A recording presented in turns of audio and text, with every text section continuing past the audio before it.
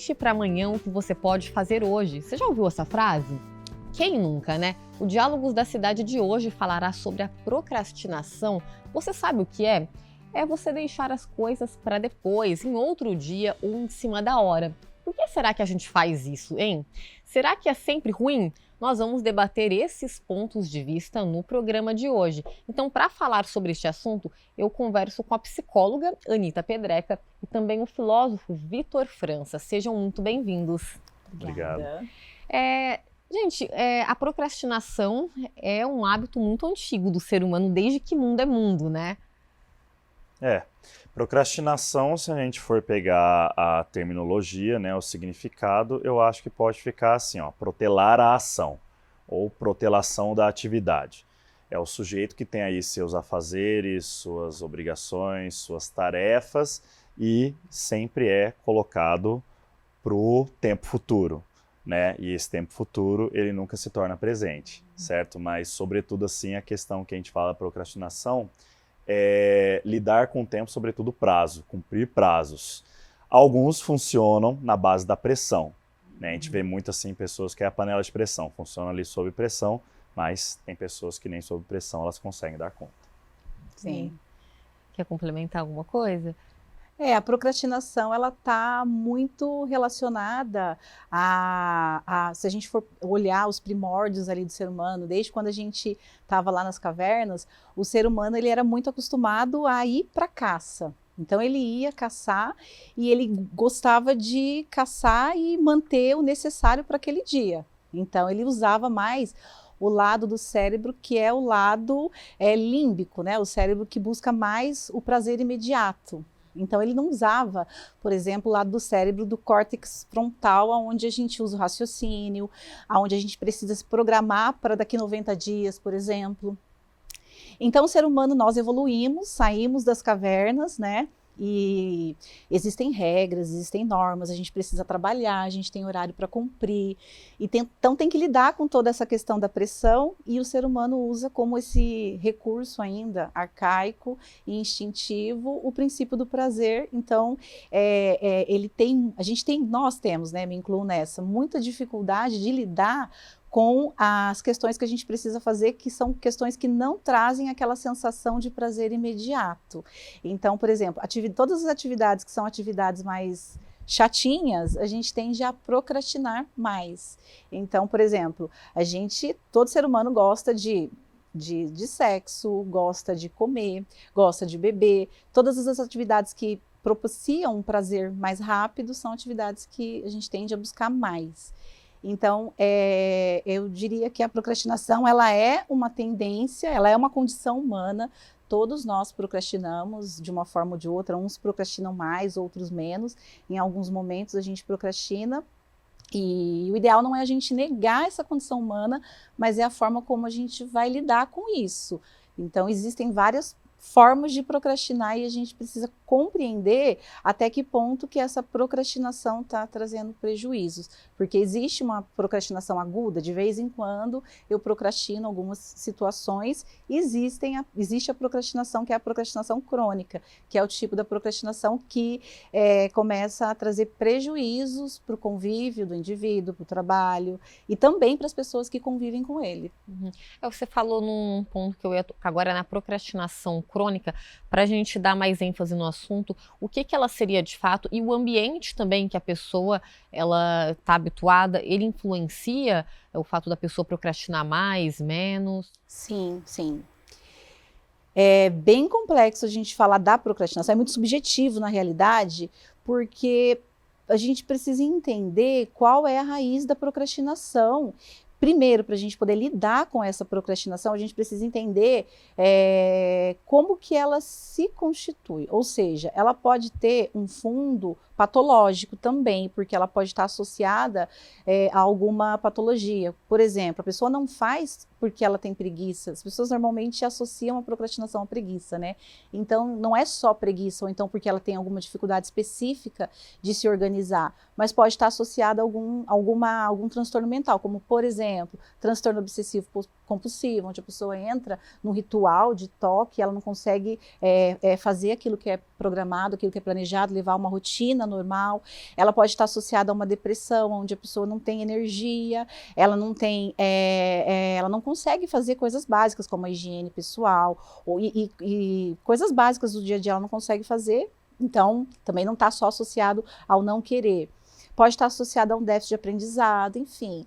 Tem muitas questões que podem estar relacionadas à procrastinação crônica. E, com certeza, todo tipo de comportamento que gera uma disfunção, ele não é um fator só isolado. Existe uma série complementar onde o meio onde ele convive também é super importante, diz muito. Uma família disfuncional, que não tem regras, que não tem limites, é difícil você educar o seu filho para que ele seja uma pessoa que não vá procrastinar. Porque como é que você vai falar para o seu filho fazer uma coisa que ele não vê que existe uma rotina organizada em casa?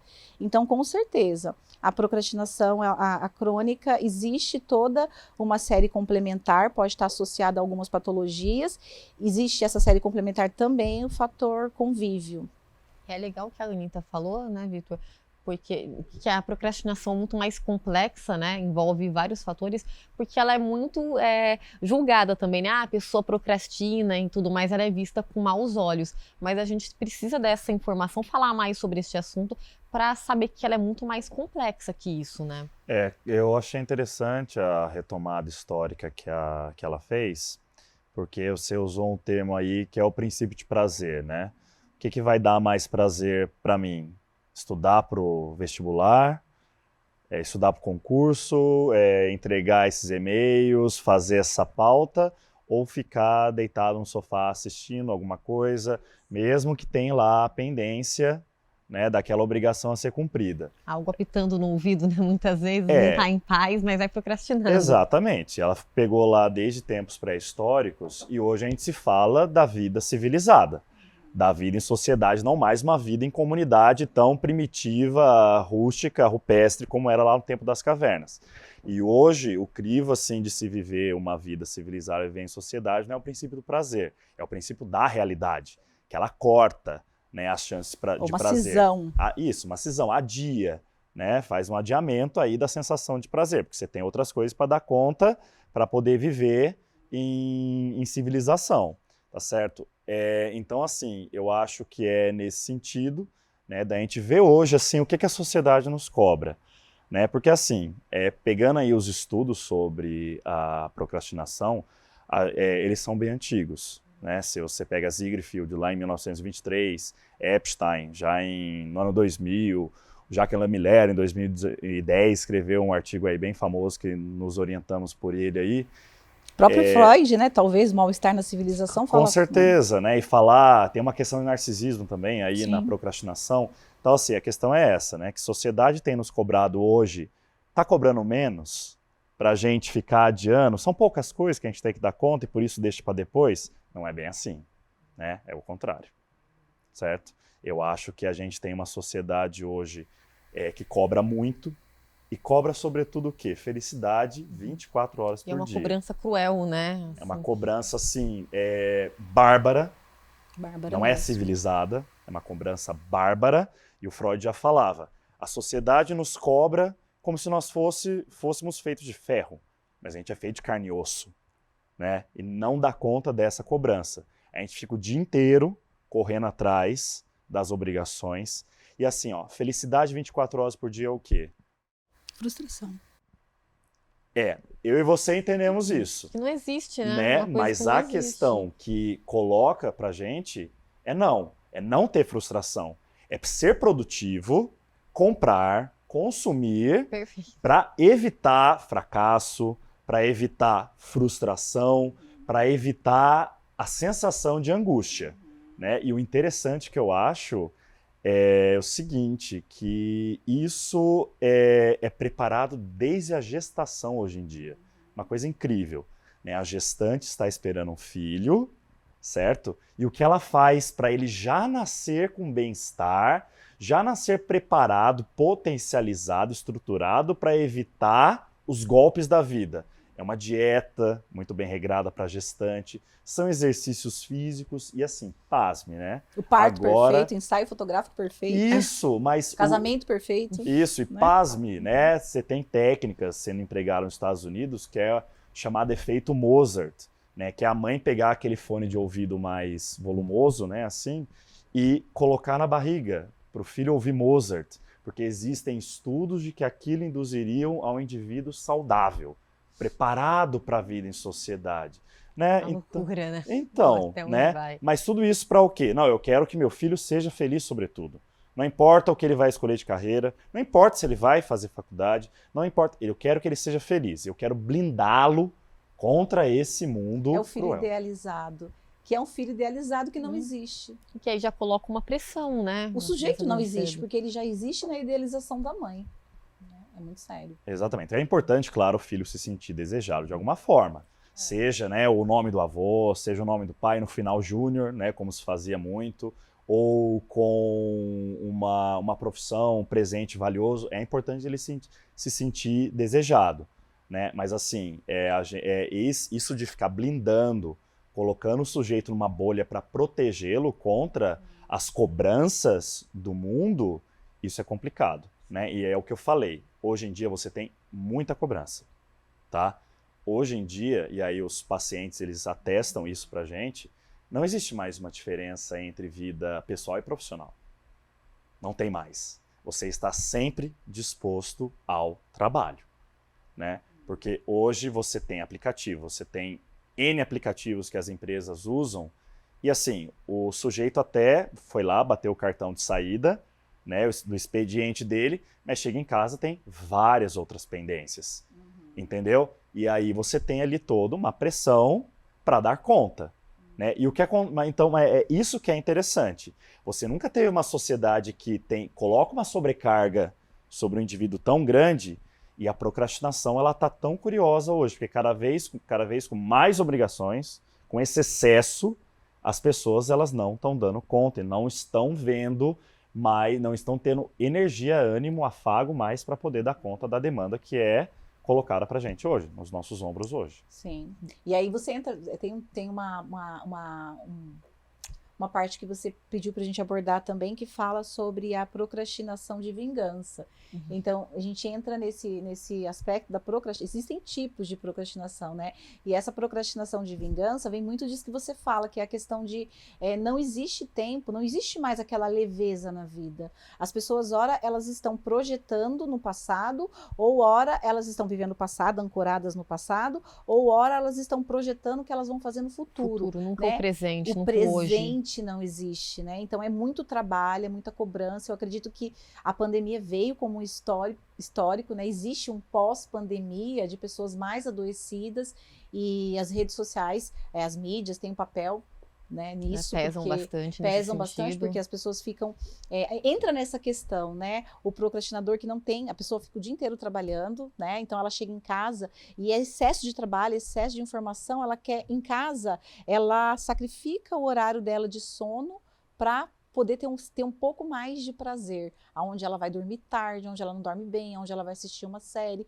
né, onde que é a procrastinação de vingança, aonde ela vai fazer alguma coisa que ela sinta prazer, porque o dia todo o excesso, o bombardeio de informação, de cobrança, que vem todo desse sistema, né, de tem que fazer, tem que ser, tem que acontecer, e falta muito essa questão mesmo do olhar para si, né, o que eu quero, o que eu busco, né? Por que eu procrastino? Eu estou procrastinando porque eu realmente não quero fazer ou porque eu estou perdido nas minhas escolhas?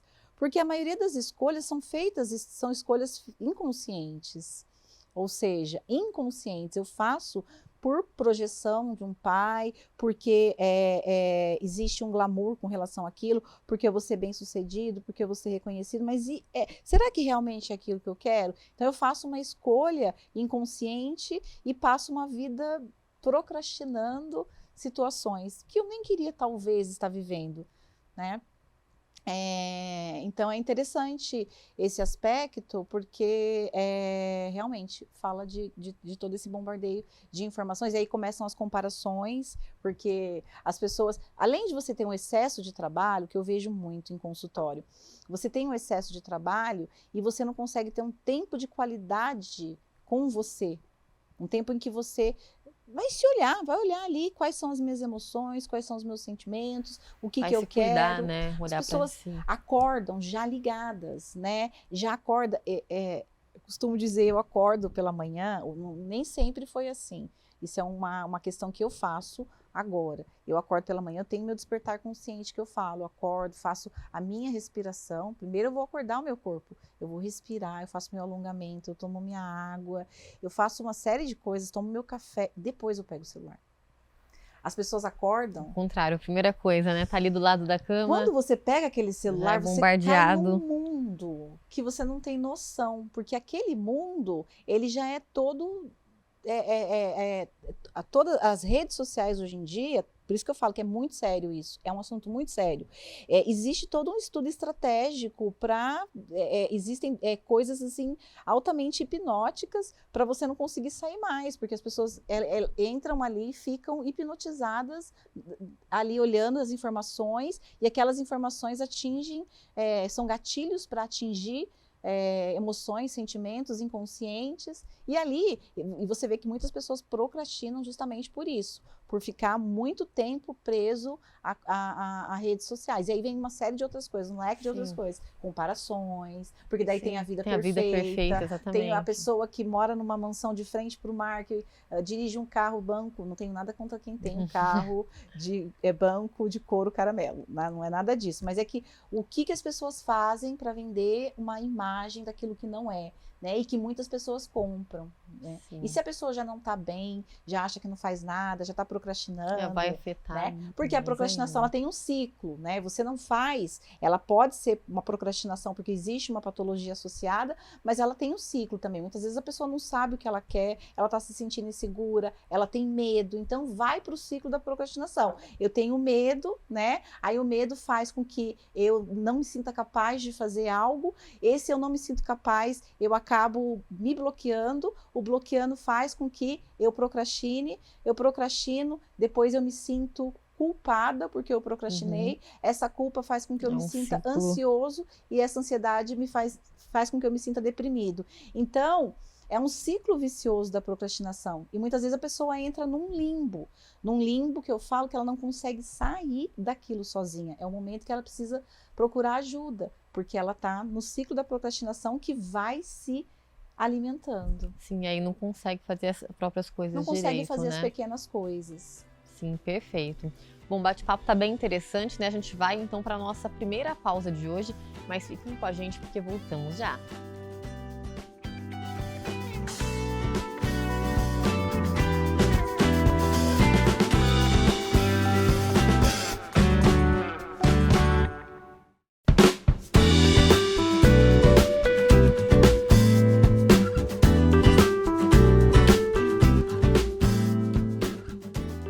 Estamos de volta com Diálogos da Cidade. Hoje o tema discutido é por que procrastinamos tanto.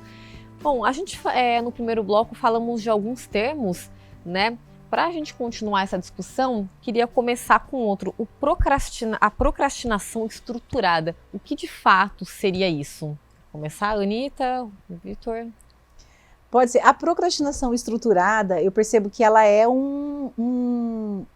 um auto-engano. Então, muitas vezes, a pessoa pode estar procrastinando sem perceber. Por quê? O procrastinador, ele tem consciência de que existem tarefas para serem feitas, então ele cria aquela lista de tarefas para fazer e ele coloca as prioridades ali do que ele precisa fazer. Então, ele sabe que tem que fazer. Só que como um recurso para procrastinar o que ele tem que fazer, ele usa de um mecanismo que eu costumo dizer que é de intelectualizar. Ele vai encontrar uma forma inteligente de dizer que ele está procrastinando por uma boa causa. Então ele não vai fazer aquela lista porque ele tem uma série de outras coisas para fazer que são úteis, né? Então, por exemplo, um exemplo disso, O professor que foi fazer um encontro com os alunos. E aí ele precisava corrigir uma série de trabalhos, uma série de coisas que ele tinha que fazer, mas ele não queria fazer aquilo. E o que ele foi fazer? Ele foi à noite jogar ping-pong com os alunos. Jogou ping-pong com os alunos e ele foi o eleito professor mais simpático. Mais legal. Todo mundo gosta dele e ganhou a estrela. 5 estrelas da escola. Quer dizer, procrastinei, mas estou sendo útil, né? Então... é uma forma inteligente de racionalizar o não fazer, né? Então, às vezes, você vê muitas pessoas até bem-sucedidas que procrastinam de uma forma inteligente, mas não deixa de ser uma procrastinação, né? Porque você está deixando de fazer algo que é importante e que precisa ser feito. É diferente do procrastinador que ele vai ficar stalkeando o que o ex-namorado está fazendo nas redes sociais a tarde inteira. Ele não está fazendo nada de útil, muito pelo contrário, né? Ele está se prejudicando fazendo aquilo. Poderia fazer alguma coisa. Poderia fazer alguma coisa útil. Mas não que tenha ali um rol de deveres para fazer. Mas é interessante o que ela falou, que assim, é importante deixar claro que a procrastinação muitas vezes ela tem uma agenda psicológica inconsciente. Não é a agenda psicológica cronológica que a gente tem, né? Eu tenho consciência de tudo que eu tenho que fazer, mas tem algo ali que o sujeito não tem consciência, ele não tem domínio, ele não tem acesso e que está pegando. Mas o que eu acho também, que é a questão aí dos exemplos que você colocou, é a questão que é colocada hoje para o sujeito, que é da decisão, né? De fazer escolhas, certo? Você tem uma sociedade que coloca um peso para ele que fala, ó, a escolha tem que ser feita, é a escolha pelo trabalho em primeiro lugar, primeiro dever, depois lazer, né? Tem todas essas questões aí que são colocadas pra gente, esse peso. Mas o que eu acho é o seguinte, a procrastinação hoje, ela tem relação, já que é uma questão temporal, né? Que você falou passado, futuro, e geralmente como é deixar pra frente, é uma relação com o futuro. Que é prazeroso deixar pra frente, né? Você idealiza que vai ser bom, e nem sempre vai ser bom, porque não existe aquilo que você está idealizando. Né? Então, como tem essa relação temporal, eu acho que o que causa hoje esse surto, essa questão que está ficando sério, né, no mundo profissional, no mundo estudantil, em todas as esferas aí, no mundo pessoal, né, familiar também, enfim, é o fator aceleração, tá? É a aceleração tecnológica, é a aceleração das transformações da própria sociedade e a aceleração do nosso ritmo de vida, como a gente já tratou. Né? A gente tem que estar correndo atrás, né, de si mesmo, das coisas que tem que fazer num ritmo assim que ninguém está dando conta. Sim. Tá?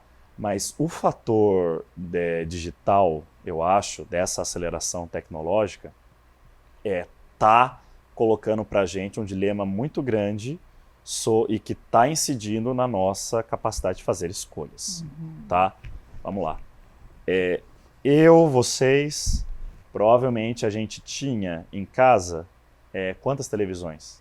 Uma. Certo? E quantos programas a gente queria ver? Vários. Mas o que a gente tinha que fazer? Uma escolha. Que a televisão precisava ser dividida entre quantas pessoas lá em casa. Ou você escolhia seu programa, ou você sentava lá e via o que estava passando, que provavelmente não ia te dar prazer nenhum, não ia te agradar. Certo? E hoje em dia? A televisão ela cabe na mão, cabe no bolso, ou com um acesso maior, uma facilidade maior, dá para ter mais de uma em casa, certo? E aí, para ouvir a música que eu quero, nossa, tinha que ficar lá esperando a rádio passar a música que eu queria. Sim. Eu me lembro que uma vez eu fiz uma experiência para nunca mais, que era pedir na rádio a música que eu queria. Eu fiquei 2 horas achando que a música ia tocar e não tocou. Né? Mas tinha que ficar lá, né? Toda uma paciência, né? Esperar. Hoje em dia, no ritmo que a gente tem e com acesso à tecnologia, quais músicas eu posso ouvir com a internet hoje? Quais? Todas. Quais livros eu posso ler? Todos. Quais filmes eu posso ver? Todos. Tudo na palma da mão, né? Tudo na palma da mão. Da mesma forma, a gente ia quando, né, vamos pegar aí, nós, lá muito tempo atrás, quando não existia cartão de crédito, né, o filho precisava de uma calça, certo? O pai e a mãe levava até a loja, certo? E tinha o dinheiro para comprar uma. Ele tinha que fazer uma escolha, uma decisão. Ele estava entre 2, 3. Tinha que escolher uma e pagar. Hoje em dia, você não precisa fazer essa escolha. Você gostou de 3? Tá aqui, ó. Facilidade do crédito, você parcela, você faz no crédito. Tem uma gama de opções aí, né? Faz um Pix, né? Agora. Então, tem uma facilidade aí para você não precisar fazer escolhas. E o que eu falo, eu acho que ela concorda, que assim, quem nos ajuda, quem é uma expressão sintomática da época hoje, aliás, sempre foi, mas da época, são os jovens. Para mim, assim, os mais jovens, os adolescentes, eles sabem expressar, assim, sem interdição, de uma maneira translúcida e cristalina, o que se passa na sociedade. Né? Porque nós adultos, a gente dissimula, a gente tem...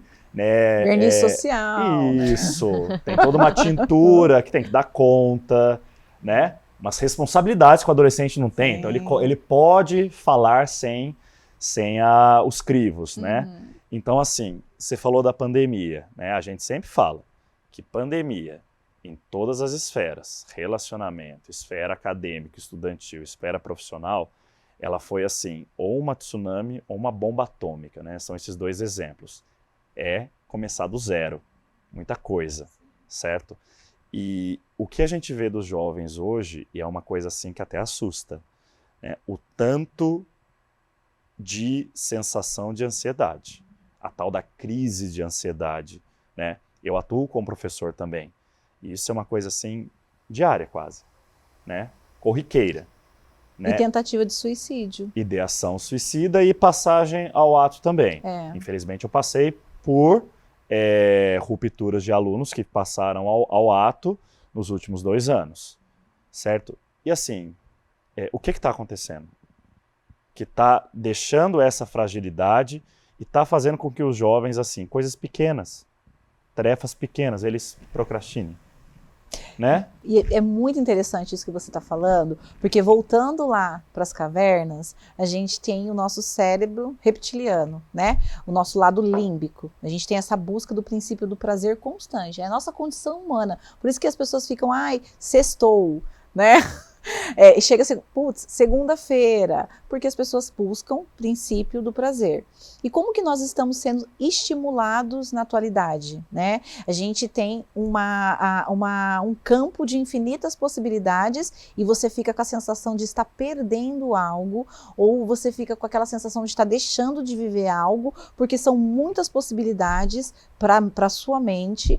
As crianças, quando eu falo, eu volto mais uma vez para falar das redes sociais, as crianças, elas ficam, elas não têm o cérebro formado, e nem o adolescente, eles não têm nem o cérebro formado organicamente e não tem estrutura de ego, não tem estrutura emocional, não tem uma condição interna, né? Recursos internos para entender muitas informações. E aí, os pais, por sua vez, como estão muito acelerados, eles acabam buscando formas mais prazerosas para eles também. Não estou dizendo isso para que os pais se sintam culpados. A minha ideia não é dizer atacar os pais, mas é dizer que é muito sério no sentido assim, os pais estão trabalhando demais, estão muito cansados, eles precisam também de prazer, eles acabam entregando esse mundo na mão das crianças através dos smartphones. Então a criança, ela não tem um espaço do brincar mais, né? Tanto como tinha antes,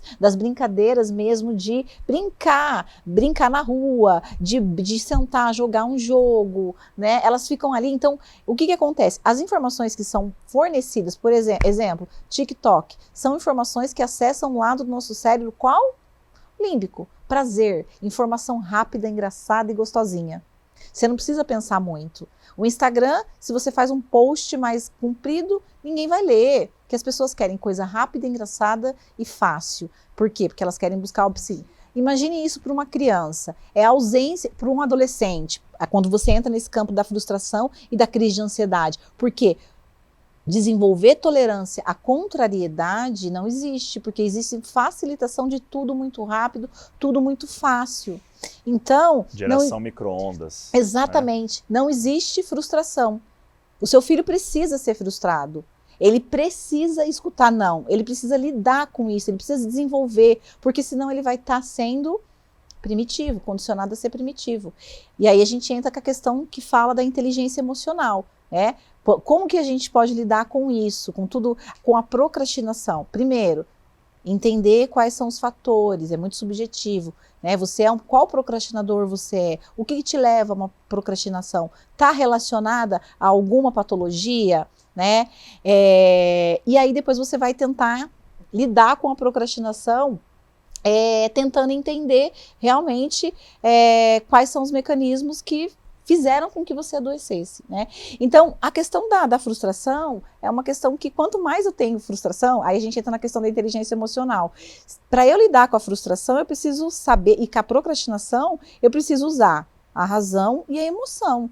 A emoção vai buscar o quê? Só fazer o que eu quero, só fazer coisas prazerosas. E a razão vem dizer, não, você vive em civilização, você tem horários e você precisa racionar, tentar, não vai ficar harmonizado, tem horas que a gente é mais emoção, tem horas que a gente é mais razão, mas não dá para sempre o prazer se sobrepor. E quando a gente entra nessa esfera que você falou, da intolerância à frustração, de crises de ansiedade, de ideação suicidas, é justamente por isso, porque não é desenvolvida uma base de frustração. Bacana, quer complementar, Vitor?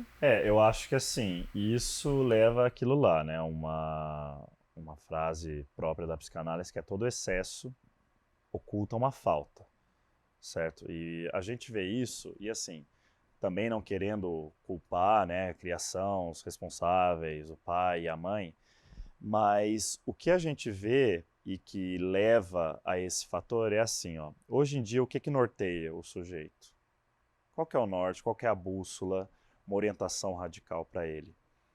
Outrora, antigamente, a gente tinha ideologias políticas que valiam a pena doar-me por aquela causa, certo? Hoje em dia, né, o amor à pátria, morrer pela pátria, quem está disposto a isso? Né, o Estado, né, a política me mobiliza, eu vivo por isso, meu tempo, né, o meu agir, a minha ação humana. Não rola. A religião, o que acontece hoje com a religião, certo? Você vê aí as pessoas que, né, até têm preceitos religiosos para seguir, mas o que elas escolhem, certo? Da minha religião eu gosto disso, disso, disso. Isso eu não concordo, portanto eu não coloco como uma obrigação a cumprir, certo? E hoje tem religiões para todos os gostos, ok? E por fim, a questão da autoridade paterna. A gente vê um declínio da autoridade paterna, certo? Da autoridade como um todo, certo? Se você quer parceiros que ajudem a colocar entraves, limites, interdições para construir a liberdade, uma orientação para a liberdade e a responsabilidade de um sujeito, de um jovem, voltando ao jovem de novo, família, pai e mãe talvez não seja mais a grande parceria que se tinha antigamente. Entre escola e família, isso tudo. Por quê? Porque eles também estão nesse contexto, né, de exaustão, adoecidos, e você ouve. A gente ouve em clínica, assim, né, o cansaço e o pai e a mãe falar que não estão dando conta nem de dar a devida atenção e fazer ali um acompanhamento necessário com o filho. O que sobra na mão do filho? O que eles mais querem, certo? Quando você pergunta para um adolescente o que tem que ter numa vida que vale a pena ser vivida, é quase unânime, é liberdade. Uma dose grande de liberdade, mas isso não significa também uma dose grande de responsabilidade, certo? Eles querem o quê? Eles querem usufruir da liberdade, desconhecer limites, desconhecer censura, desconhecer proibições, entendeu? E quando você fala em deveres, afazeres, prazos para cumprir, aí a gente entra naquilo que a gente chama de síndrome de Peter Pan, né? E essas questões, responsabilidade é vida adulta, certo? Uma vida adulta, olha pra gente, né? Eles falam, não, olha pros meus pais, olha meus professores, estudaram pra caramba, se mataram, falam que se mataram, que na época deles tinham que fazer isso, que tinham que fazer aquilo, e eles são felizes? Não são, né? Não tenho o dinheiro que eu quero ter. Veja que a época de outrora que eles falaram que era melhor, olha, né? Olha, não é exemplo. Será que vale a pena eu ter esse modelo? Será que esse é o tipo de modelo que eu quero ter para a minha vida? De pais cansados, que vivem correndo, que não podem. É interessante isso, né? Porque o que ele falou.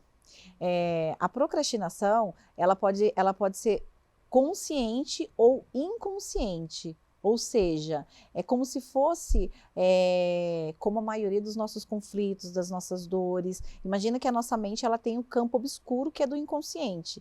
E lá no inconsciente, imagina que é como se fosse um iceberg. A pontinha do iceberg, que eu posso dizer que é 5%, é o nosso campo de consciência, aquilo que a gente consegue lidar, que a gente sabe que existe. Que eu sei de mim, meus gostos, meus desgostos, Exatamente. minhas preferências, minhas escolhas, que eu tenho. Ali, 95% é inconsciente, está submerso. São os nossos medos, as nossas angústias, os nossos traumas.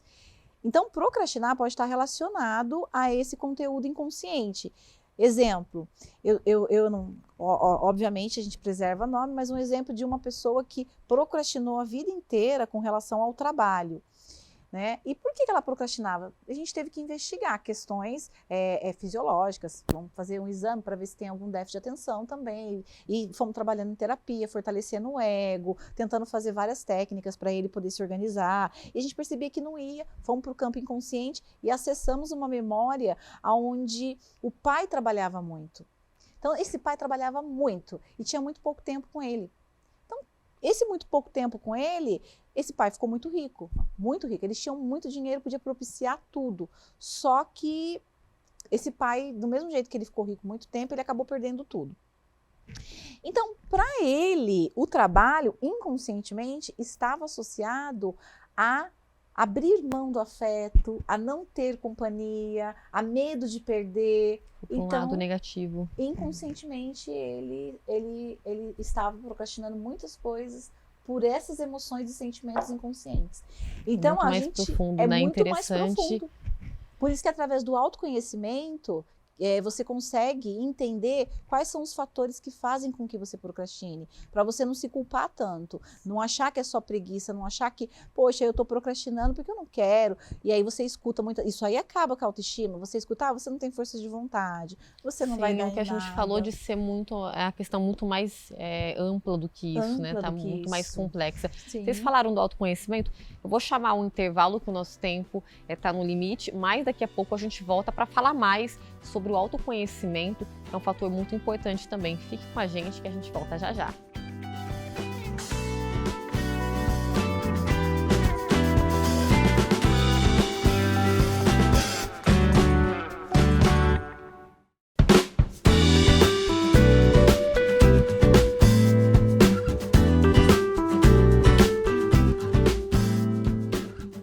Estamos de volta com Diálogos da Cidade. Hoje estamos falando sobre procrastinação.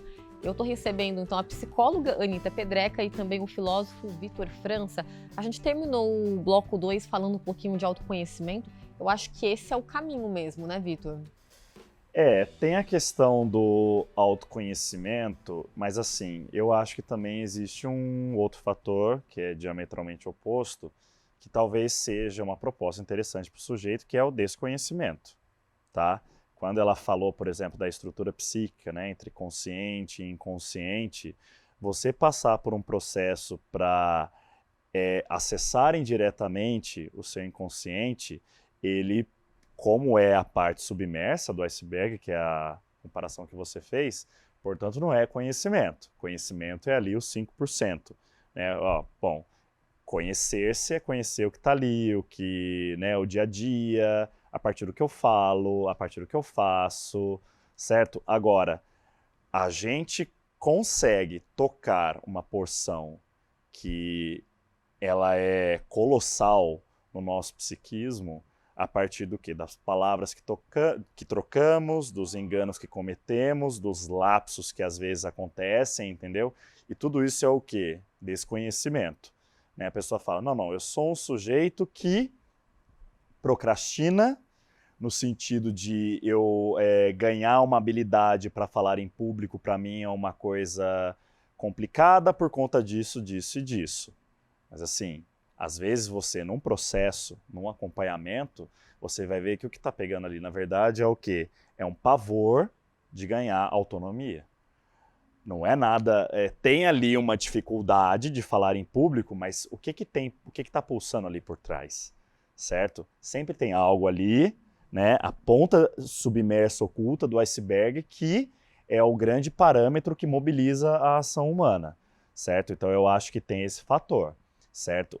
Desconhecer-se, um processo assim de você identificar ali o que está acontecendo. Aí um outro exemplo, aí foi um paciente meu, que chegou assim, com os seus 23 anos, mas muito infantilizado, e ali no processo foi ganhando umas vestimentas mais em conformidade social com a idade dele. Mas tinha uma questão séria de procrastinação, que estava estudando para o vestibular, até um dia que eu deixei falar, né, essa insistência no preciso estudar para o vestibular, até um dia que eu perguntei, está estudando? Tô. Ok. Qual a frequência? Uma vez por semana. Cortei ali, né, a sessão. E aí o sujeito teve que se haver com os seus sintomas e a responsabilidade de arcar com aquela situação. Isso, muito mais que autoconhecimento, e eu acho também que isso tem em abundância também, né? Você tem coaching, você tem aí orientadores, você tem aí sujeitos que propõem técnicas, métodos para potencializar o seu desenvolvimento. E eu acho que isso também a gente pode cair naquela lógica produtiva que a gente havia falado, né? Você tem que ser produtivo, você tem que doar-se todo o seu ser em prol da sua produtividade, porque só assim você vai ser feliz. Produzindo você ganha, consumindo você é feliz. Essa é a lógica, né? E eu acho que a gente talvez caia nessa pequena armadilha, né, da vida aí que é proposta nos moldes do século XXI. Uhum. É bem interessante isso. O processo. É porque hoje em dia, talvez o autoconhecimento, as pessoas.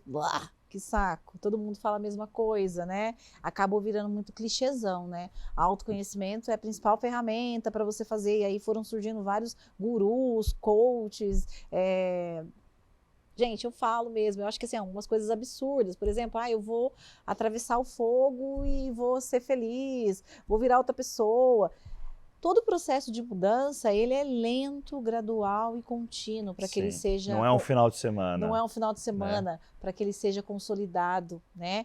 A gente tem que ter... Eu sou uma psicóloga, arqueóloga que eu falo. Eu vou ali com um pincelzinho, devagar, porque a gente trabalha toda uma estrutura de... Quando a gente fala de autoconhecimento, a gente fala de autoestima, a gente fala de uma reconfiguração de ego, a gente fala de questões de personalidade, de vida, de história, de inconsciente. A gente não arromba o inconsciente de ninguém para trazer conteúdo e a gente não pode idealizar que a pessoa mude rápido, né? Ela tem o tempo dela, né? Para virar um sujeito que produz, para virar um sujeito que compra, para virar um sujeito socialmente correto, né? Então, se essa for a escolha dele. Se essa for a escolha dele, né? Quando a gente fala de autoconhecimento, fala de um processo do mergulhar mesmo, né? Um processo de introspecção, um processo... E não é... Por isso que muitas pessoas não suportam o processo terapêutico, que é um processo de entrar lá no fundo da sua caverna. Nas feridas, né?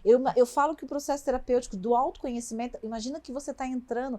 Psicólogo não é aquele que vai te dar uma receita mágica do que você tem que fazer. Você vai lá, conta para ele vai falar, olha, faça isso, isso, isso. Não.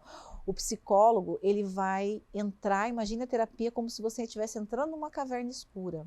Se você entrar nessa caverna escura sozinha, você vai sentir medo, você não vai saber para onde que você pode caminhar. O psicólogo, ele vai entrar do seu lado com uma lanterna na mão e aí ele vai te mostrar caminhos, ele vai te mostrar aspectos, ele vai entrar com você nesse inconsciente, ele vai te mostrar seu lado luz, seu lado sombra, né? Mas a demanda que chega para nós é instantânea, né? Soluções instantâneas para hoje, para ontem, porque eu não tenho tempo, né? Para ficar aqui e de novo, né? O que eu falei, né? Para você assistir um filme, esperar chegar antigamente, para você ouvir sua música, ficar no rádio até tocar a sua, não tenho tempo mais para isso. né? Eu quero para ontem. Mas o para ontem Solução. comigo não funciona e eu já sou bem clara na Ainda conversa. bem. Lá no primeiro dia que sentou no meu divã, olha, é assim que funciona, vamos juntos. A escolha é sua, né? Não vou, eu preciso de um coach de uma semana. Beleza, a escolha é sua. O dia que né? quiser apostar, Estamos aqui, né?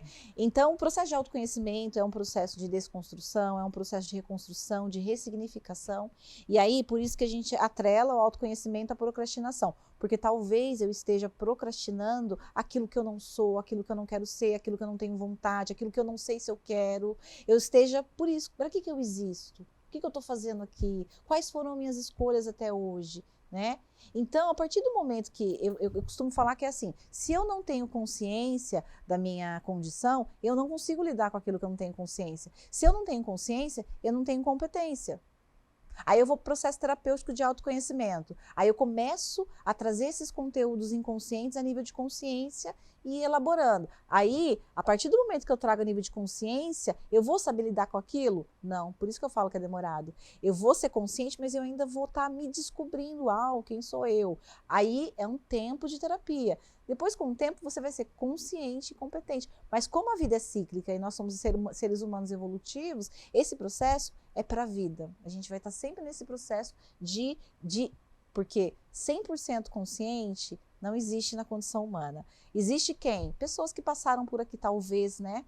Jesus, não estou falando de religião, né? Falando de pessoas mais iluminadas, missionárias, são 100% conscientes. Nós, na condição humana, somos 5% conscientes, 95% inconscientes e buscamos evoluir, expandir o nível de consciência a cada dia para que a gente possa procrastinar menos.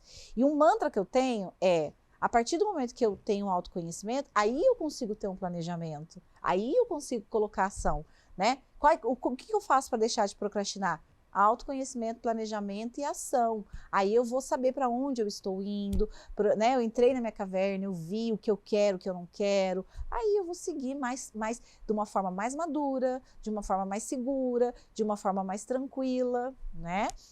E algumas dicas práticas que eu acho que vale super a pena, depois que você passou por essas etapas de procrastinação, é você organizar. Vamos voltar assim, né? Que a gente... Gostei de conversar com ele, porque a gente vai para outros aspectos, a gente fica aqui conversando horas e horas. Mas aspectos práticos também. Eu costumo organizar a minha semana, eu tenho um planner, por exemplo. Lá no meu planner, eu tenho de segunda a domingo as atividades que eu vou fazer. Então, eu coloco lá os horários, eu coloco as atividades que eu tenho que fazer, porque senão... a gente vai lá pro cérebro límbico, a gente vai pro prazer. Aí eu vou ficar aqui olhando, não, peraí, eu tenho uma coisa para fazer. Depois, né? Claro que existe imprevisto, a gente nem sempre consegue cumprir com aquilo que a gente planejou, né? A gente tem que ter essa flexibilidade. frustra, mas a gente tem que sustentar. Mas tem que sustentar, Sim. porque senão eu vou fazendo o que tiver mais agradável, né? Se eu não sei para onde que eu tenho que ir, qualquer coisa que eu for fazendo Tem que ter um norte, né? Uma direção. Então existem hoje várias ferramentas para a gente poder se organizar, né? Eu acredito que a escrita, eu gosto muito do planner, do papel, porque a escrita, ela aterra. Você escreve, você olha, você se organiza mentalmente, né? E aí, não é só você fazer um planner e não olhar, você precisa fazer esse planner e aplicar na sua semana e ver se vai funcionar. Se não funcionar, por que não funcionou? Quais foram os momentos? O que pode ser adaptado, o que né? pode se adaptar. Então, é isso, Dani. Joia, perfeito. Gente, nosso tempo acabou. Quero agradecer a participação de vocês. Foi um bate-papo muito interessante. Tenho certeza que o pessoal de casa tá aí tudo pensando, refletindo tudo que foi falado hoje. Obrigada mais uma vez, viu? A gente Agradeço. agradece. Obrigada, viu, pela participação. E é isso, então o Diálogos da Cidade fica por aqui. Você pode ter acesso a este programa na íntegra e todo o restante da programação da TV Câmara de São José dos Campos pelo youtube.com/câmara-sjc ou também pelo nosso canal aberto 12.3. Eu fico por aqui, mais semana que vem tô de volta. Até mais!